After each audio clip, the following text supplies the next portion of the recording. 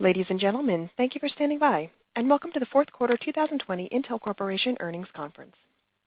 At this time, all participant lines are in listen-only mode, so if you require operator assistance, please press star, then 0.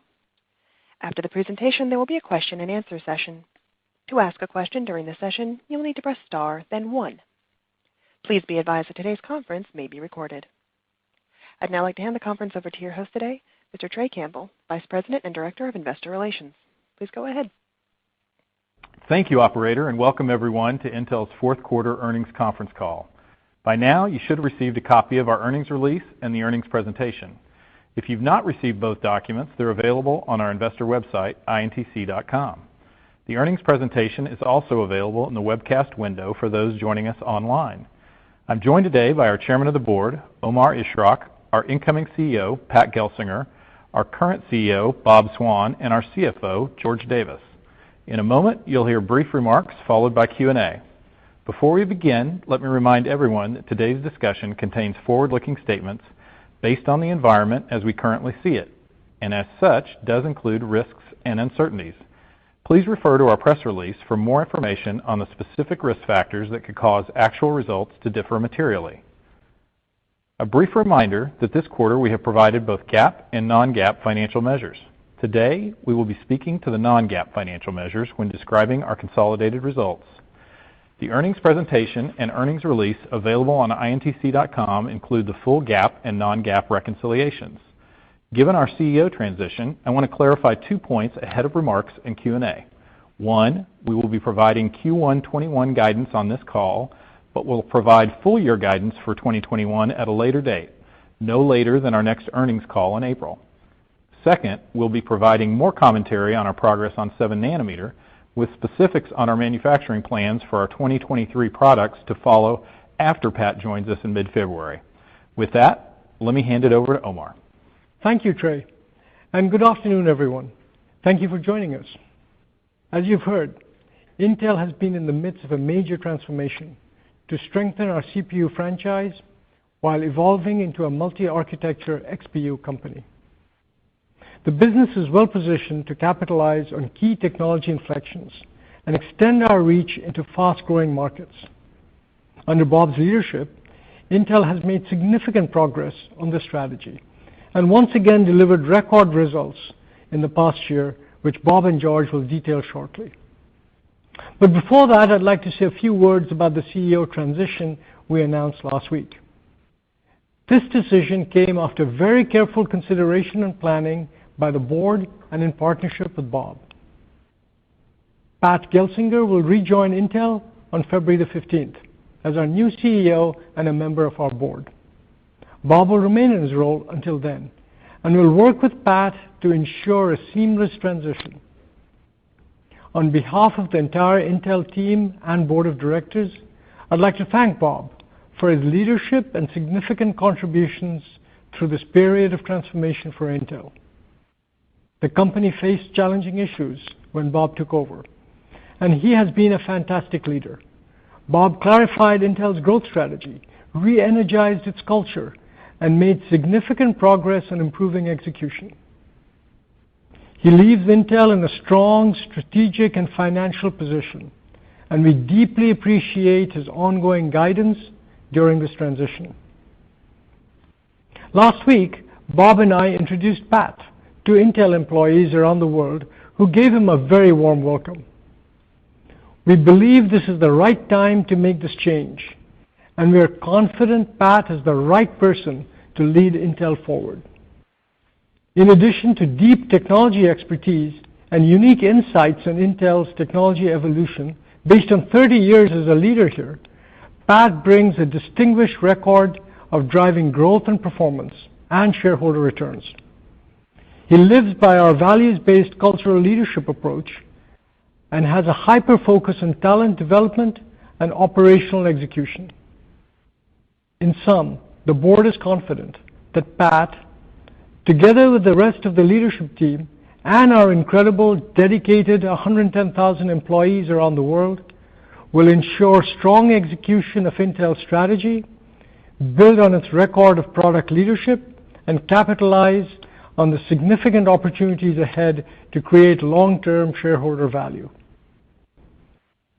While he does not step into the role for another few weeks, he has kindly agreed to join us today, so you will get to hear some of his initial observations, with more to come after he officially takes over on February the 15th. With that, I'd like to turn it over to Pat for a few words.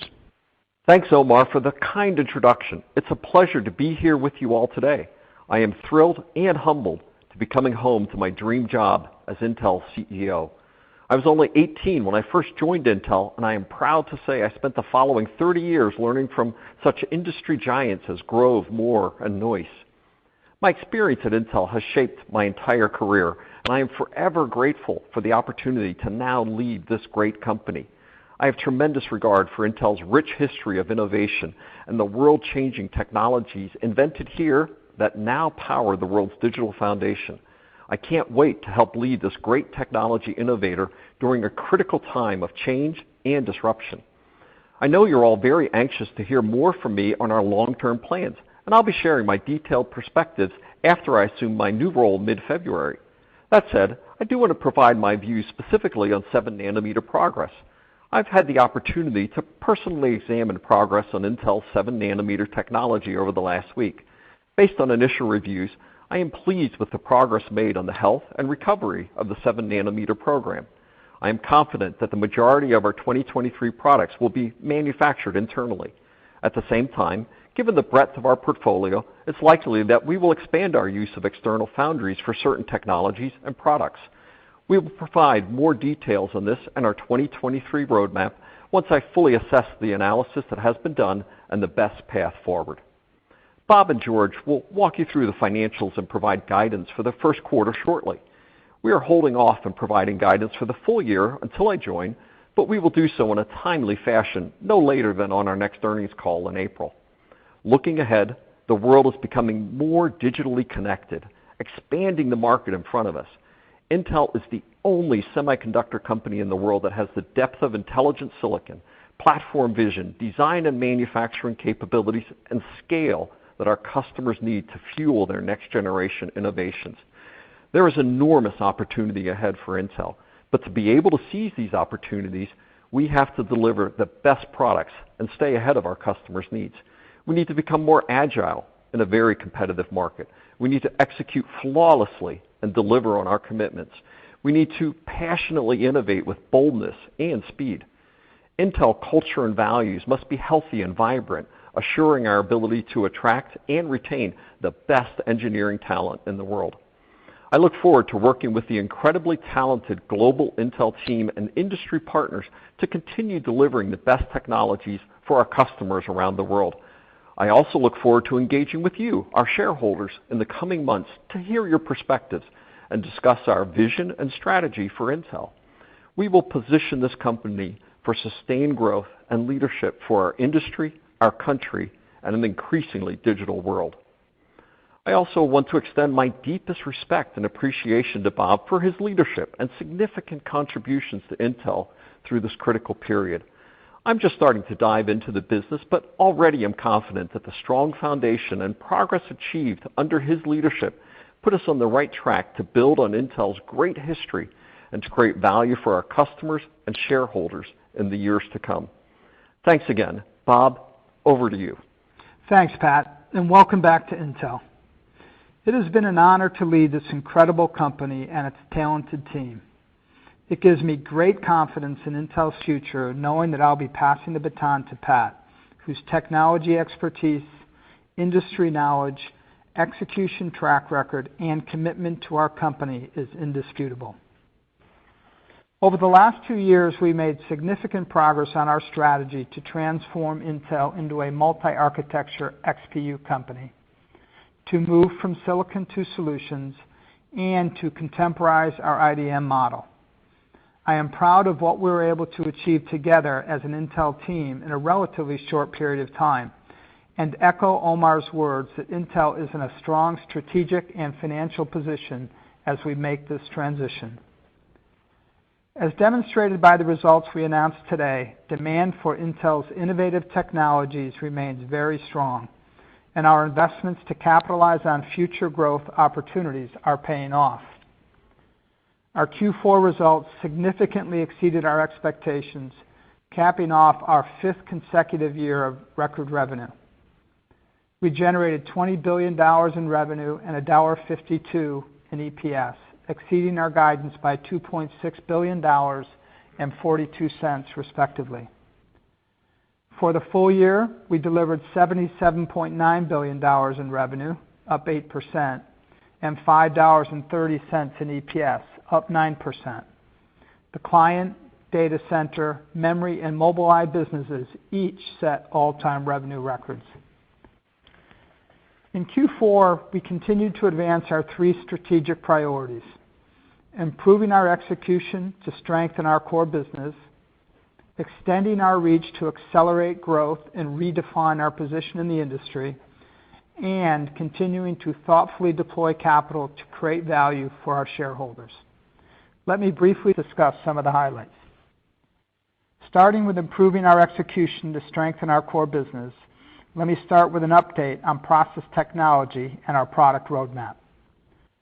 Over the last few years, we've been evolving the IDM model to ensure we can deliver a predictable cadence of leadership products, preserve our IDM advantage, continue to invest in process technology leadership, and generate attractive returns on capital. This evolution includes a disaggregated design strategy, adoption of standard industry processes and common tools, flows, and methods, and deeper engagement with the industry ecosystem. In July, we highlighted a challenge with our 7-nanometer technology and started a process to improve it while evaluating the best approach for our 2023 product lineup. Since that time, we have made tremendous progress on our 7-nanometer technology. When 7-nanometer was originally defined, the flow contained a particular sequence of steps that contributed to the defect issue we discussed in July. By re-architecting these steps, we've been able to resolve the defects. As part of this work over the last 6 months, we also streamlined and simplified our 7-nanometer process architecture to better ensure we'll be able to deliver on our 2023 product roadmap.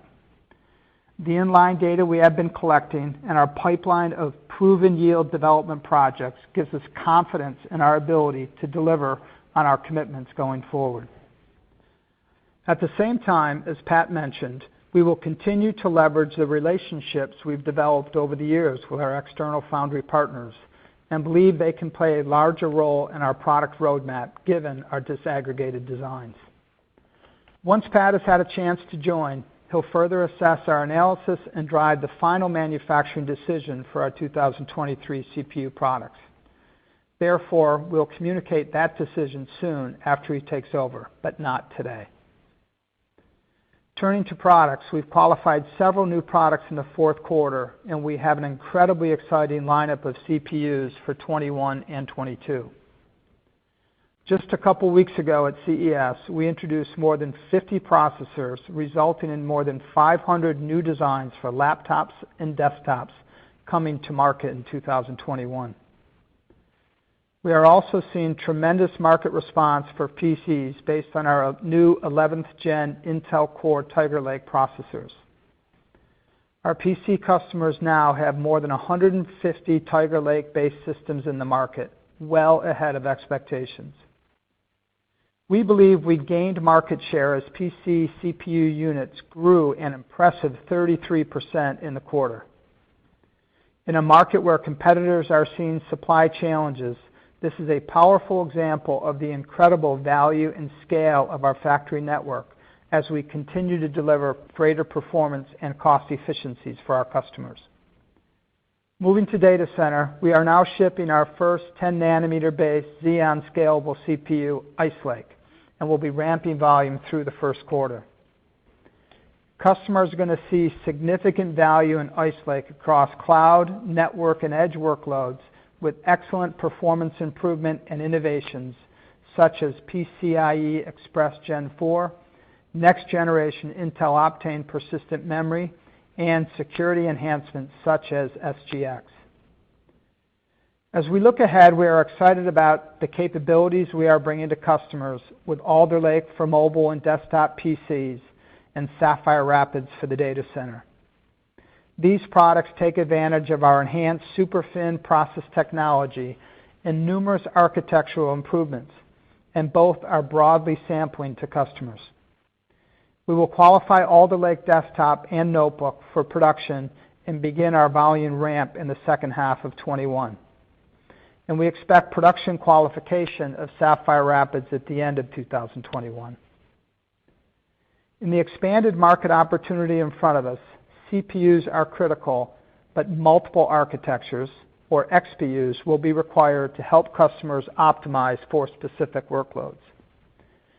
We had a big XPU leap in the fourth quarter as we entered the discrete graphics market with Intel Iris Xe Max Graphics, Intel's first Xe-based discrete GPU. We are now shipping discrete graphics into thin and light notebooks from Acer, Asus, and Dell. And we introduced our first discrete GPU for the data center, which is already delivering great cloud gaming experiences for customers such as Tencent. We also announced the gold release of OneAPI, our cross-industry, open, standards-based, unified programming model that delivers a common developer experience across architectures. Second, we've made strong progress extending our reach to accelerate our growth. Over the past several years, we have been making investments that have positioned us to lead key technology inflections such as AI, 5G network transformation, and the intelligent autonomous edge. We infuse AI capabilities into everything we make, from the cloud to PCs, and we see tremendous growth prospects as we build our position in data center training to complement the strength of our Intel Xeon for inference. We made a significant step in AI this quarter when Amazon announced EC2 instances that will leverage up to 8 of our Habana Gaudi AI training accelerators and deliver up to 40% better price performance than current GPU-based EC2 instances for machine learning workloads. We've also invested to drive networking workload convergence on Intel Silicon. In 2020, we expanded our footprint into the radio access network, delivering Xeon, SoCs, FPGAs, and custom solutions for 5G base station designs, and reaching our goal of 40% share 2 years ahead of our original target. Today, we are the leading network silicon provider, winning in wireless, enterprise, and cloud networks, and delivering $6 billion in revenue this year, up approximately 20% versus 2019.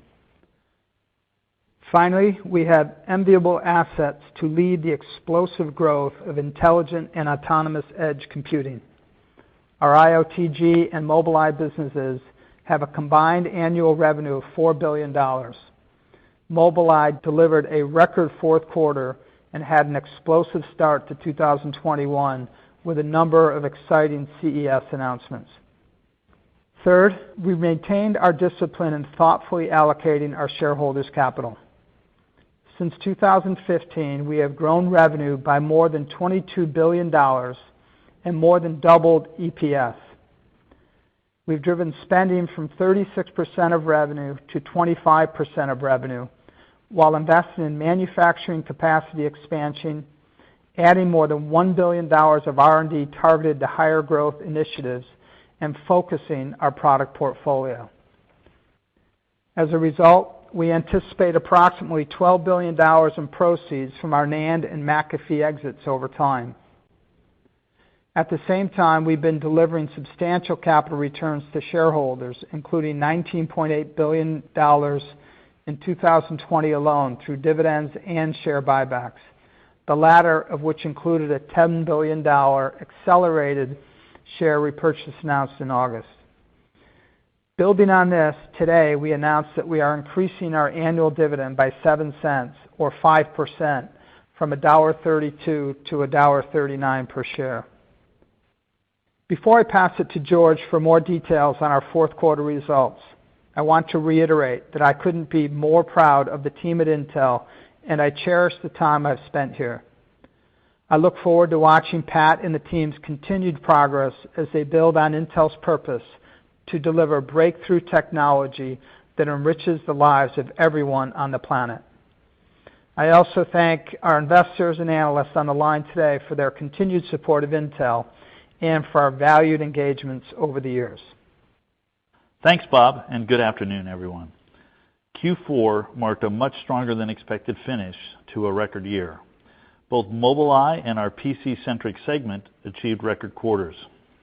Q4 revenue was $20 billion, exceeding our guidance by $2.6 billion. The revenue beat was broad-based, led by stronger than expected notebook and cloud demand, along with contributions from desktop and enterprise and government. Data center related demand also led to stronger revenues in NAND.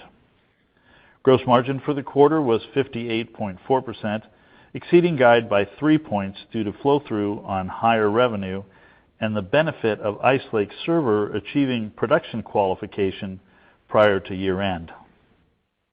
Q4 EPS was $1.52, 42 cents above our guide due to strong operational performance and further boosted by gains from our ICAP portfolio. Excluding a one-time tax adjustment, about 2/3 of our EPS beat was operational and 1/3 was below the line.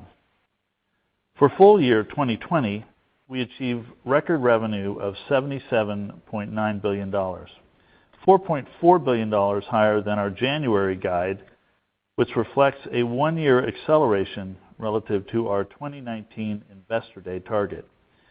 EPS was $5.30, up 43 cents year over year, and 30 cents higher than our January guide.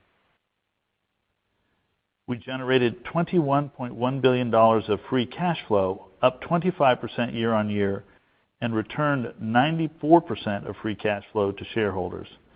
In total, we have repurchased approximately 17.6 billion shares as part of our planned $20 billion share repurchases announced in October 2019. We intend to complete the remaining $2.4 billion balance in Q1 21. Moving briefly to segment performance, our Data Center Group generated record revenue in 2020, up 11% year over year. In Q4, DCG delivered revenue of $6.1 billion, down 16% year over year, driven by enterprise and government weakness and cloud digestion, albeit lower than expected. As a reminder, Q4 19 was a tough compare with an all-time record for revenue with strength across all segments. DCG operating margin in Q4 was down $1.4 billion year on year on lower revenue and increased investment. Our other data-centric businesses were up 1% year over year in 2020. In Q4, these businesses were down 5% year over year, driven largely by COVID-related demand impacts, partially offset by Mobileye growth. IOTG revenue was down 16% year over year due to COVID effects on demand. We expect recovery in IOTG in 2021 and saw sequential growth of $100 million in the quarter on stabilizing industrial and video segments. Mobileye revenue was up 39% year over year in the quarter, and operating margin was $110 million, both records, as IQ SoC demand continues to be strong. NSG revenue was $1.2 billion, down 1% year on year on lower ASPs, partially offset by higher volume growth. Operating margin was $76 million. PSG revenue was down 16% year over year, due mostly to 5G ASIC transitions at key accounts in the communication segment. CCG delivered a fifth straight year of record revenue, up 8% year over year. For the quarter, revenue was up 9% year over year, driven by record notebook unit volume. ASPs were down 11% due to increased volume in consumer entry and education segments. Adjacency revenue was down 31%, driven by modem ramp down and the divestiture of our home gateway business. Operating income was $4.5 billion, up $420 million year over year on higher volume, partially offset by the ramp of 10 nanometer products. Moving to our outlook, as Bob and Trey said, we believe it is important to give Pat time to assume his new role and dig into the business before announcing our full year 2021 guidance and longer term plans. However, I will provide our Q1 outlook and then for the year discuss high-level headwinds and tailwinds we expect. As a reminder, our outlook for 2021 excludes the NAND business. We expect Q1 revenue of $17.5 billion, down 12% year over year, or down 6% excluding NAND. We see continuing strong demand for notebook PCs in Q1, up significantly year over year, and expect desktop volumes to be down year over year. We anticipate further cloud digestion and continued COVID demand impacts on IOTG. The Q1 revenue estimate also includes approximately $500 million in corporate revenue that is one-time in nature and relates to a prepaid revenue arrangement. As we look at the remainder of the year, we see solid TAM growth in our core markets in 2021. We expect PC demand to be more first-half weighted than normal seasonality and expect data-centric demand to be more concentrated in the second half as cloud digestion eases and COVID-impacted markets such as enterprise, data center, and IoT improve. We have strong product roadmaps, but have anticipated a more competitive market and the continued mix shift to entry consumer PCs in our revenue plans this year. Finally, we will see lower modem revenue this year from our exit of that business.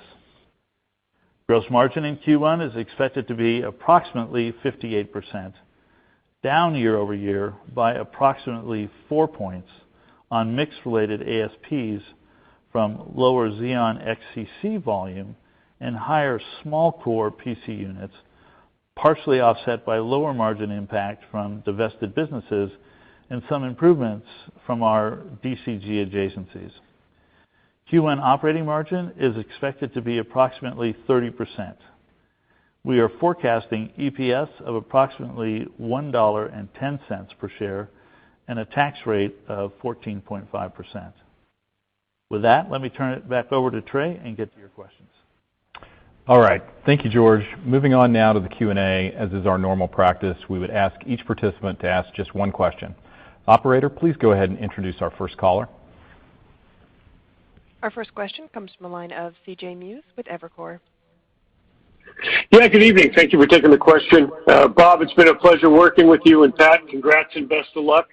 I guess first question is around the fact, clearly the final decision hasn't been made yet, but it certainly sounds pretty clear that you're pursuing a dual path strategy of manufacturing at the leading edge, both internally and externally. So how should we think about the impact to CapEx? Will you need to make investments with your foundry partner to secure capacity? And porting certain products to very different foundry design rules, what impact will that have on OpEx? And is that what is driving higher OpEx intensity in Q1? Thank you. Yeah, thanks, CJ. Maybe I'll start, George. You can finish up. First, yeah, we've been through an exhaustive effort over the course of the last 6 months, and as we highlighted, we've made tremendous progress on our 7 nanometer process technology, and that gives us a lot of comfort that the number one priority that we set in the middle of the year, which was a predictable cadence of leadership products, that we would be able to deliver our 2023 roadmap using i7 or our next-gen technology. So the progress that the team has made has given us the confidence that we'll continue to leverage the IDM advantage and invest in technology development leadership in the future. At the same time, we also realize that with our disaggregated designs that we launched a few years back, that we have enhanced flexibility to see if, when, and what technologies or tiles will make inside, which will be the majority of our 23 roadmap, but It gives us the flexibility to look at things outside. And the trade-offs that we make in doing that are, one, performance of product in a predictable manner, two, economics, and three, ensuring that we have the capacity and the control of the supply chain so that we can, our customers can count on our deliveries. So over the course in time, preserving the IDM advantage while being more and more flexible in our architectures and our designs. Yeah, and CJ, in terms of spending, I would say, yes, we're increasing spending on 7 nanometer inside the company in preparation for the next generation of tools. I wouldn't tie it explicitly in any way to the trade-off between manufacturing internally or externally. That's really going to be decided as Pat looks at the product roadmap. Most of our spending increase in the year compared to what we thought is tied to more spending on AI and on our Xeon roadmap, which pretty much was a redirection of the savings that we got from the divestitures. And if I might, CJ, this is Pat. Pleasure to join all of the investors on this call today. I just want to affirm, as I said in my formal statements, that I was very pleased to see the great progress on 7 nanometers, and in the TD team has really done a great job over the last 6 months. And that gives me the confidence, as I said in my formal comments, that the majority will be internally, but we will be increasing the use of our foundry capabilities as well, and we'll be being more specific on this after I have time to dig deeper with the team shortly after joining the company in the middle of next month. But overall, I think we're on a very good path now. Thanks so much. Our next question comes from John Pitzer with Credit Suisse. Yeah, good afternoon, guys. Thanks for letting me ask the question. I'll echo CJ in thanking Bob for all of his help and welcoming Pat to the team. I guess my question, Bob, probably just around gross margins. Clearly you significantly upsided in the December quarter. I would have thought that going into March, given the divestiture of NAND and that being gross margin accretive, that maybe you'd get some better leverage on gross margin. So maybe you can address that. And I guess more importantly, from the March quarter, Bob or George, can you talk about how we should think about the puts and takes to the cost sides on gross margins as 10 nanometer begins to ramp? Yeah, hey, John, I'll take it. This is George. In Q1, what we're really seeing is, again, atypical seasonality. So when you look at the fact that we're in a digestion phase, and we're actually in the third quarter of it, that has a significant impact on mix that's affecting our ASPs. You're also seeing tremendous demand in PCs, well above our expectations, obviously contributing to the beat in Q4, continuing into Q1, and actually we think continuingly strongly into the first half. And that's largely small core type devices, so we have an ASP effect there as well. We are seeing some higher 7 nanometer costs impacting our outlook for gross margin, and we are getting the benefit from NAND as you talk about, but we're also seeing more savings in 10 nanometer costs as we're making more progress there than actually we were even expecting. It's accelerating, so we're pleased with that. As you think about the full year, I think trying to take a compare off of Q1 when we're impacted on ASPs both from DCG and from CCG makes for a difficult full year extrapolation. We're going to come back to you with a full year outlook, and we can go more into it. But in terms of headwinds and tailwinds that we see as we go into the year, obviously we're going to have higher 10 nanometer volume, which is going to impact gross margins overall. The client mix is going to continue to be heavily weighted, particularly in the first half on small core. I think on data center, we think there'll continue to be competitive pressures on ASPs, but I think DCG is really going to be more of a cost story with 10 nanometer coming in. Although We're much further along in the maturity of 10 nanometer, so it won't be as impactful as we saw with CCG last year. And then, of course, for DCG, you can expect the inclusion of Optane will have a little bit of impact on margin as well. So the tailwinds still look very strong. Obviously, the ramp down on modem, our divestiture of the gateway business, the sale of NAND, and improvements in 10 nanometer are all tailwinds that should help us in gross margin. But we'll go into more detail on that when we guide the full year. Yeah, and I would I'd put maybe, John, just I think history here is a reasonably good indicator of the commentary that George provided for 21. And if you go back a year, we said gross margins would be 59% for 2020. And we ended up at 57.5%, so down 1.5 points. And if you look at the fundamental drivers of that 1.5 points versus what we thought at the beginning of the year, first, we generated $4 billion more revenue than we thought. So volume was much higher. And then when you look at the makeup of that volume, it was, in my mind, it was all good things that foreshadow important things for 21 and beyond. First, the demand for our 10 nanometer products was higher, greater than we expected, and that was a very positive in terms of income, but slight degradation in gross margin.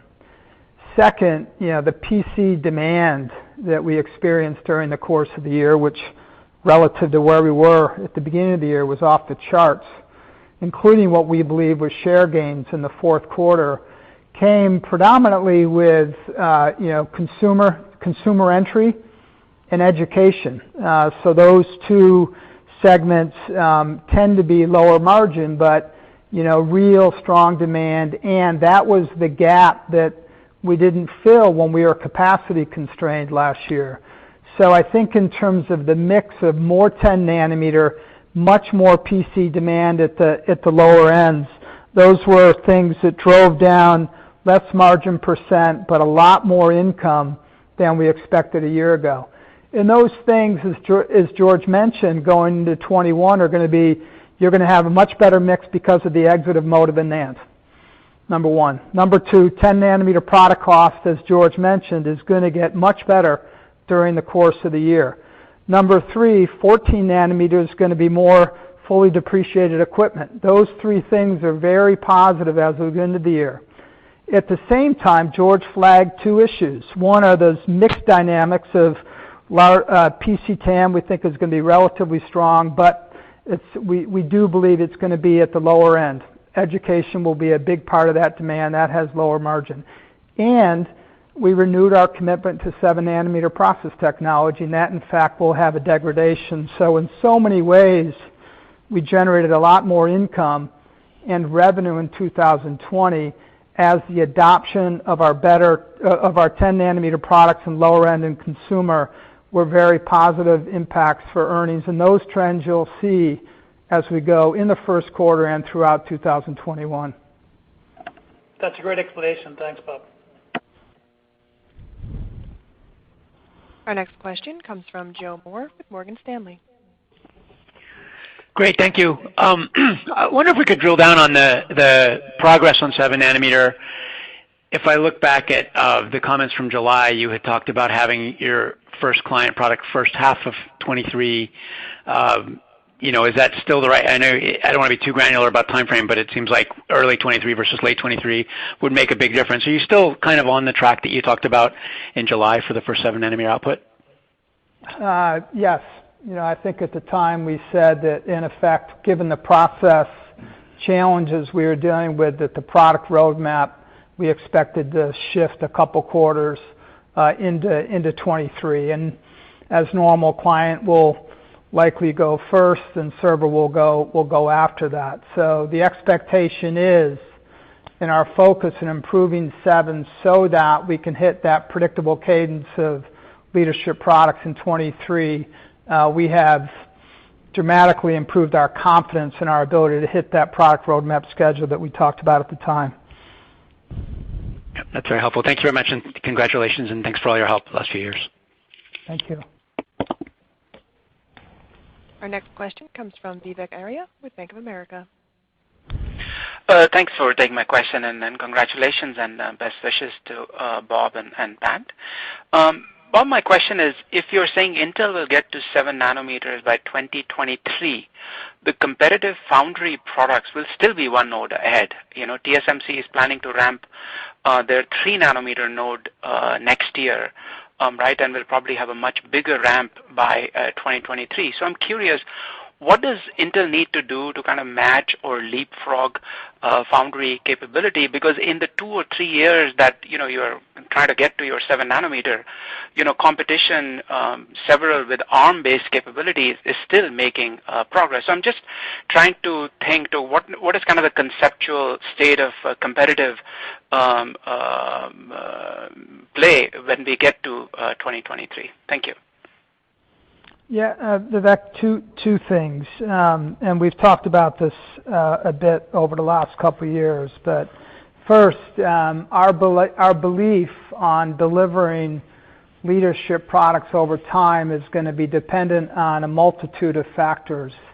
Process technology is very important. Packaging technologies becomes increasingly important in our mind. A multitude of architectures, CPU to XPU, or including graphics and AI capabilities, memory, security, and last but not least, software. And you'll remember that we talked about those as the 6 pillars of technology required to deliver product leadership, where process is very important, but it's not the only thing. So that's kind of the strategy we've been on for the last couple of years. But secondly, we're going to continue to invest in process technology. So, some of the progress we made on 7 over the last couple quarters is important for the next generation of process technology. So as we leverage our 6 pillars of technology to deliver leadership product, we will also continue to invest in next generation process technology beyond 7 nanometer. Let me just add a couple of points to that. This is Pat again. As we said, we believe the majority will be on our 7 nanometers, but we will be increasing the use of foundry capabilities in that time frame as well. Overall, it is about building, as Bob said, a competitive product that is leadership in the marketplace, and that's what our intent is to do. And as we broaden the use of our technologies across packaging, software, internal and external, we're confident that we can deliver a leadership product family in the marketplace across all of our major product categories. Additionally, I was also very pleased to see some of the long-term innovations coming out of TD, right, as we work to close any gaps with external foundries as well as leap ahead. And clearly, we're not interested in just closing gaps. We're interested in resuming that position of the unquestioned leader in process technology, and that's our commitment. Also, with the IDM model, we believe we have the right combination of being able to deliver supply to meet our customers' requirements by leveraging internal and external capabilities, which our competition doesn't have. And between all of these capabilities, we believe we're striking the right balance of internal and external to deliver an unquestioned leadership product in the marketplace that meets our customers' requirements for the long term. Thank you, Bob. Pat. Our next question comes from Ambrish Srivastava with BMO. Hi, thank you very much. Bob, thanks. I really enjoyed my interactions with you.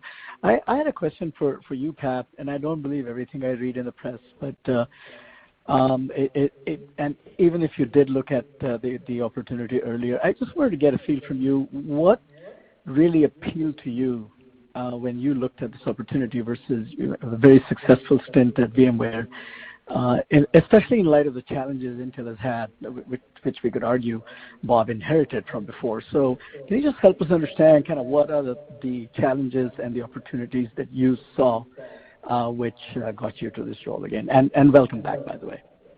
Well, thank you very much. And a few general comments would be, one is this is a great company, and one that I have just great history with. As I said, 30 years as part of this company. Grove, Moore, Noyce, these are the people that I grew up right at their feet of learning. And to me, it really is a privilege and an honor to come back to this company, as I said, my dream job. Second, this is a national asset.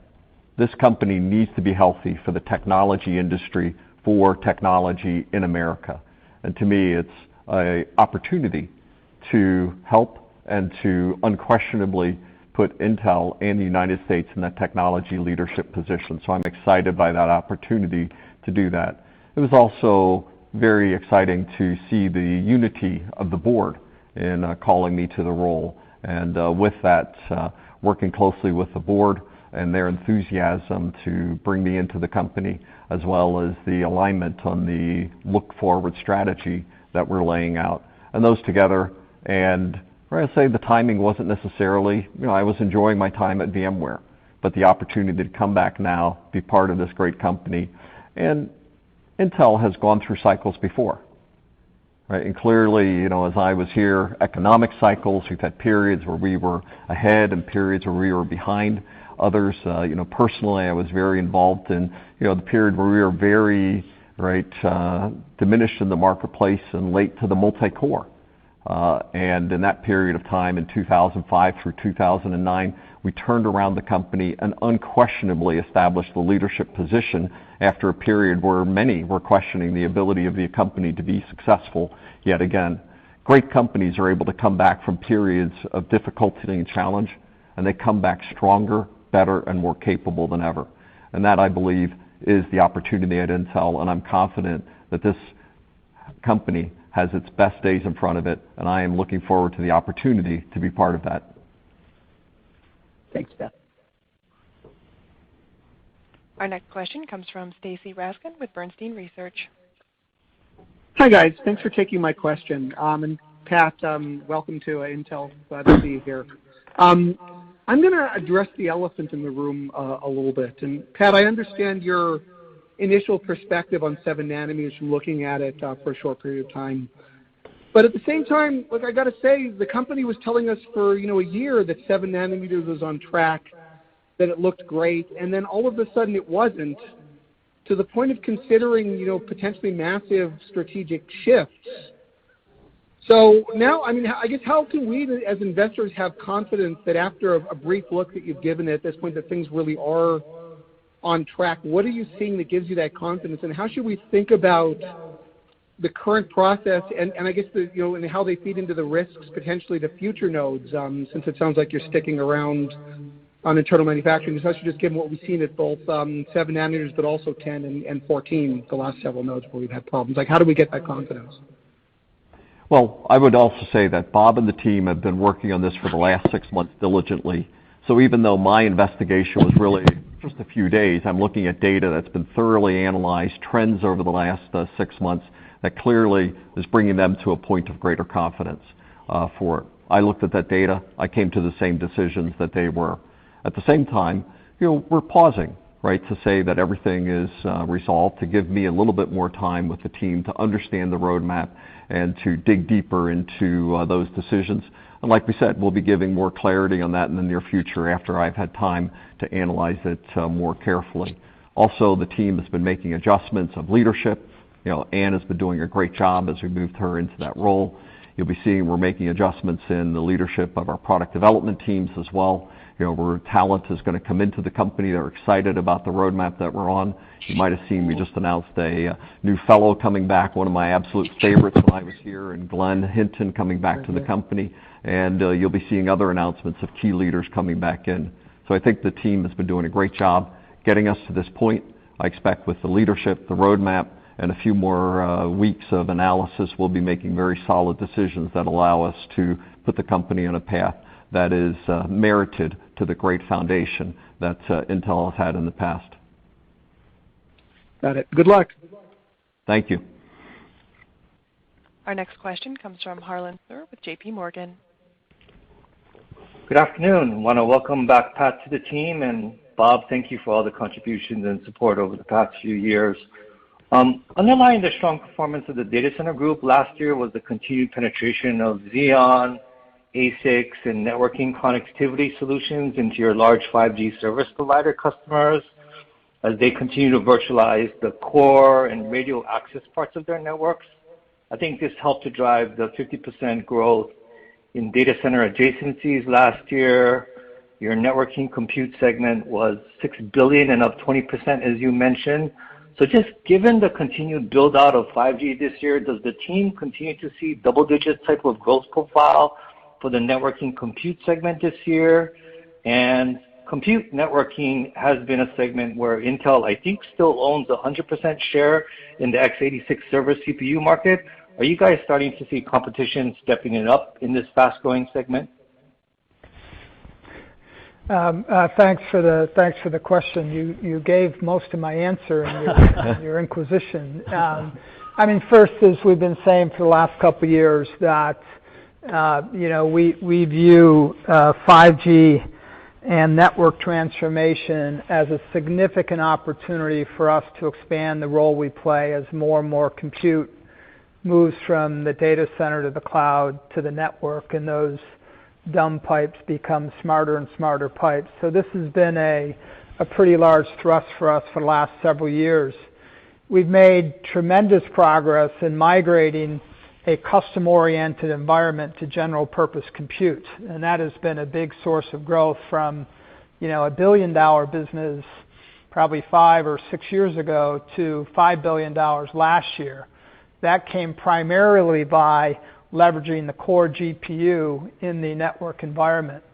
But a couple years ago, to your question, we expanded the role that we thought we could play as more and more compute happened at the network, and that included moving into the radio access space with more with general purpose compute, but also custom architectures, including FPGAs and ASICs, and that allowed us to play a much bigger role in our customers' success and a key emerging technology that we've been focused on for a while. So I think that maybe the one other point that I would make that we targeted about 20% share in that radio access space by 2022, and we hit that 40% share in 2020. So we're well ahead of where we expected. The role we play at 5G and the network is much bigger. We've developed partnerships along the way in this space, including with VMware. So I can only imagine those partnerships and complementary capabilities will allow us to play a bigger and bigger role as more and more compute moves to the network and to the edge. And if I might pile onto this one, as Bob had said, Bob and I had struck a partnership when I was in my VMware role, and I've been driving the 5G strategy at VMware. So this is one that I'm actually quite intimate with. And the opportunity at 5G as it becomes a horizontal versus a vertically controlled industry is absolutely enormous. But it's even more important than that, because 5G is going to represent a platform that is redefining edge computing. It will open up smart cities, it will smart factories, it will displace Wi-Fi. This is a powerful technology. It will also be deployed in private 5G environments as well. So not only is Intel establishing a beachhead in a very important market that was never a major source of revenue for it in the past, but it is a redefining all aspects of distributed computing in the future. So this leadership position that is established today is one that we'll be harvesting for the next decade. And 5G isn't just faster LTE. It is a new network with increased security, connectivity, bandwidth, better than wired capabilities, and truly will open up markets as we've never seen before. This one is exciting, and the leadership position that's already been established here will be harvested for many, many years to come. Yeah. Thank you for the insights. Our next question comes from Matt Ramsey with Cowen. Yes, thank you very much. Good afternoon.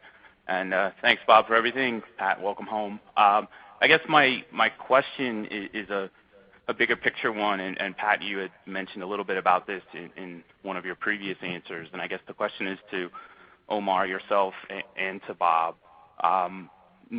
No secret that Intel's success is hugely critical to U.S. competitiveness in the long term on several pillars of technology. I wonder, Pat, your decision to come back, Omar, your decision and the board's decision to take make the CEO change and go in that direction, how much that influenced that and what the interactions with governments, the U.S. government, the Israeli government, et cetera, what those conversations have been like in support of Intel. Thanks.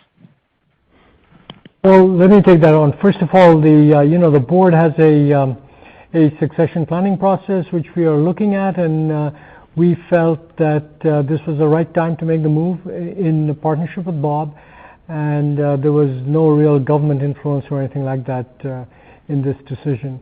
So this was part of our regular process, and we're just delighted to have Pat join us at this time, and we're confident he can take this company to the next level, as he's been saying, and thanks to Bob for what he's done.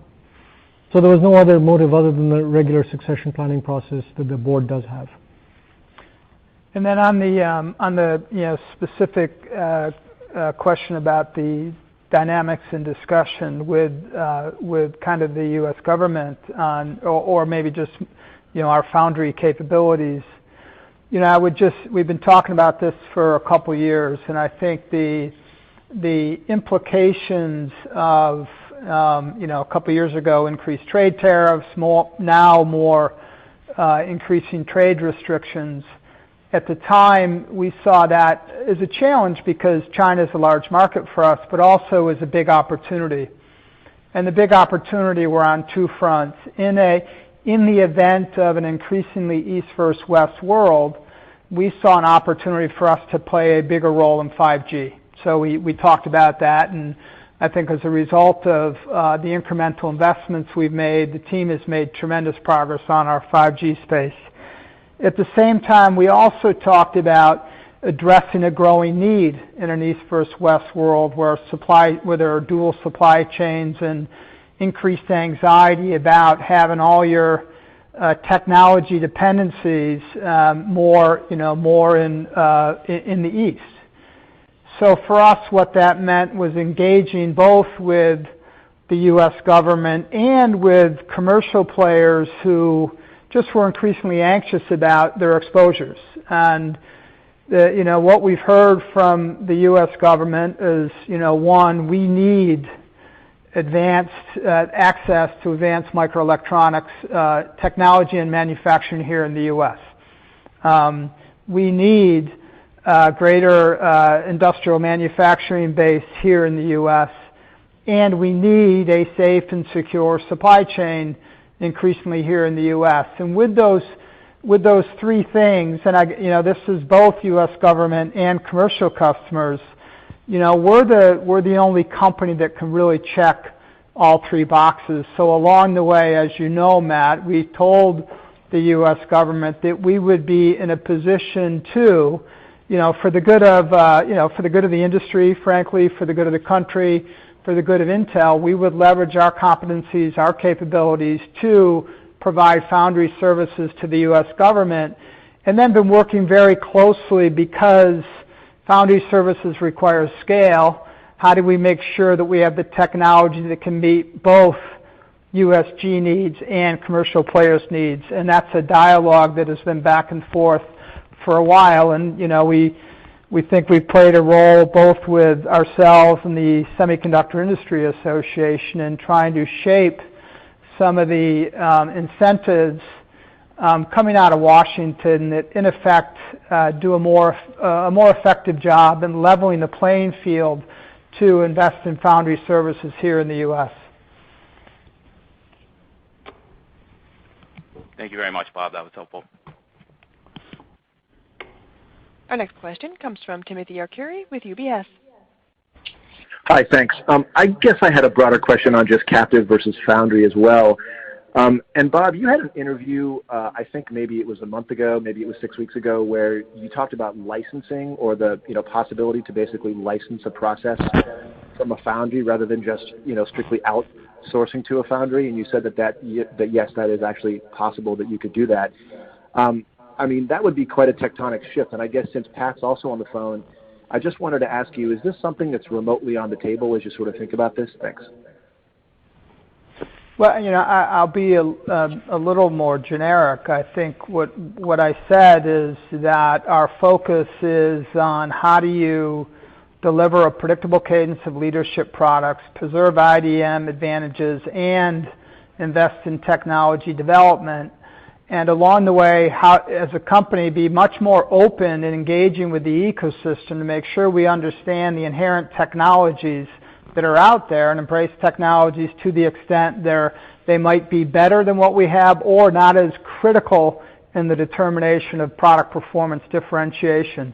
So that's what we've characterized as just engaging with the ecosystem in a much more holistic way. And broadly speaking, that may mean sharing technologies that we have that they could use, or leveraging technologies that others have developed that we can use as well. So that's, I just think it goes back to how do we take this wonderful business model called IDM, where we co-optimize design and manufacturing, we make all the money, and we control the supply chain. How do we evolve that very powerful business model in industry and an ecosystem that's made dramatic advancements over the last 10 years, where we think we can be more open-minded and engaging and leveraging those? And I would just add to that this will certainly be a topic that we'll discuss as I go forward with the company. Also, that clearly this ability to work more closely with the equipment suppliers, right, the CAD tool suppliers, other technology sources in the industry. We're committed to the IDM model. We're committed to leadership products, but also innovation that fundamentally has us leading the industry in a consistent basis. And sometimes that may happen outside of the company. Sometimes it will be inside of the company. But we're committed to leading innovation and delivering the best products for our customers in every category that we participate in. Thanks, Pat. Thanks a lot to you both. Yeah, thank you. And Pat, I'm just going to give maybe a few minutes here at the end for you to frame out, your priorities as we leave the call, and just give you a few seconds to do that. Great, thank you, Trey, and thanks again to Bob. And it really is incredible to come back home and have my dream job. And thank you, Bob, for being the vehicle to deliver that up to me. 4 areas that I touched on briefly in my formal comments that you'll see me focus on as I come into the company. One is great products, right, where we simply will be the leader in every category that we participate. You'll see me dive into details. We'll build out the partnerships with our customers, but we're going to deliver leadership products and have a development machine that consistently does that.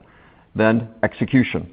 Obviously, we have to regain the confidence of our customers that our supply chain is the best, that our roadmap is the best, and that they can rely on us for their products and their strategies for the future. Innovation. We're going to continue to be a source, a fountain, a continual delivery vehicle for the greatest innovations of the industry. We'll be doing that with the IDM model, 7 nanometers beyond, but continuing to find radical areas to innovate, because the world is looking for more digital technology as more and more of every aspect of humanity is coming online and coming to the digital foundation that we uniquely build and deliver. And finally, culture. I was trained at the feet of Grove, and we will have the Grovian maniac execution, transparent, data-driven culture, and rebuilding that as part of this company. And as we look across these areas, as I said, I'm convinced the best days for this company are in front of us, and this is a priority for Intel, a priority for the technology industry and our nation, and it is a sovereign duty, responsibility, and opportunity for me to be taking on that role. Thank you all for joining us today. Thanks, Pat, and thank you all for joining us. Operator, could you please go ahead and wrap up the call? Ladies and gentlemen, this concludes today's conference call. Thank you for participating. You may now disconnect.